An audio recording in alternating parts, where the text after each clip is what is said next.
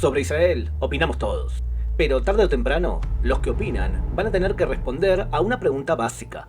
¿Por qué existe un conflicto entre palestinos e israelíes?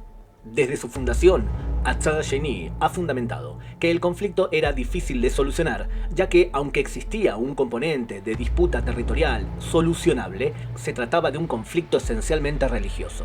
No es que fuésemos videntes ni geniales, repetimos en castellano y en portugués lo que explicaban las eminencias más consultadas en el Medio Oriente. Los atentados del 7 de octubre posicionaron a los que afirman que no se trata de un conflicto religioso en una posición incómoda. De repente, la realidad se les presentaba con toda su crueldad. En la actualidad, existen portavoces que aseguran que palestinos e israelíes se pelean por territorios. Algunos asegurarán que porque Israel ocupa Cisjordania, otros se inventarán que también ocupa Gaza, y los más sinceros te dirán que Israel no tiene derecho a existir ya que ocupó tierras palestinas desde el sionismo. A los terceros, a esos sinceros, hay que señalarlos por lo que son: negar el derecho a la autodeterminación de un solo pueblo sobre la faz de la tierra, un pueblo especialmente antiguo, es discriminación contra los judíos. En otras palabras, antisemitismo. Existen tres tipos de defensores de la tesis conflicto político y territorial. El primer grupo es el más fuerte, son personas que se educaron en el materialismo y que están convencidos que todos los conflictos son por poder, tierras, agua, petróleo, cosas tangibles. Para ellos, hablar de disputas religiosas es un misterio. Los conflictos religiosos se acabaron hace 200 años, cuando protestantes y católicos combatieron en Europa. Hablar de religión es anacrónico, te dirán. El problema es que las identidades en el Medio Oriente son tribales y religiosas.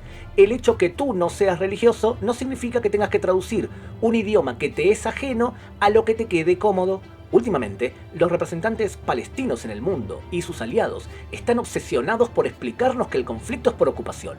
Es entendible. Si permiten que fijemos la atención en lo que dice Hamás, entonces florece con claridad quién agrede y en nombre de quién lo hace.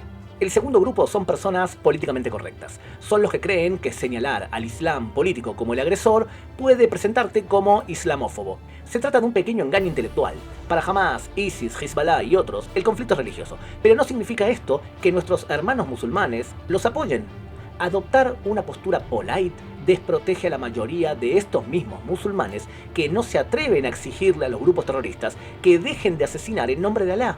Además, engañándonos, no elevamos nuestra voz sobre los cristianos que son perseguidos y aniquilados en todo el Medio Oriente. Por supuesto que amamos la coexistencia, pero somos intelectualmente sanos. Además, decir que el conflicto es religioso da como miedito.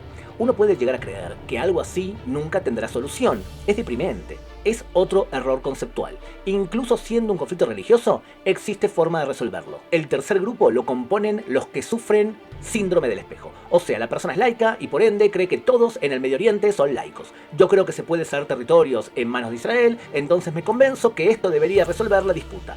En este mismo grupo se encuentran los que desconocen el significado de las consignas islamistas y creen que, como ellos las desconocen, entonces los yihadistas tampoco deben entender lo que declaran a gritos. Para los palestinos, el conflicto es religioso por 4 razones. No consideran que los judíos sean un pueblo, sino solamente una religión. Consideran que el judaísmo es una religión anulada, entonces carece de derechos. Israel ocupa tierra santa islámica, o sea, Dar el Islam. Y por último, Israel es Waqf al-Islamía, herencia eterna del Islam que es imposible de ceder.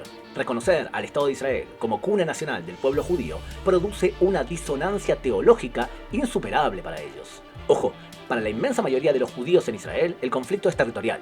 Pero para los palestinos, el conflicto es esencialmente religioso. Sin duda existe un conflicto territorial, pero es secundario frente a la principal motivación. Además, existen propuestas de soluciones concretas y ejecutables para resolver las disputas territoriales. Quien impone la naturaleza y raíz del conflicto es quien agrede. ¿Cómo sabemos que quien agrede son los radicales islámicos y la dirigencia del pueblo palestino?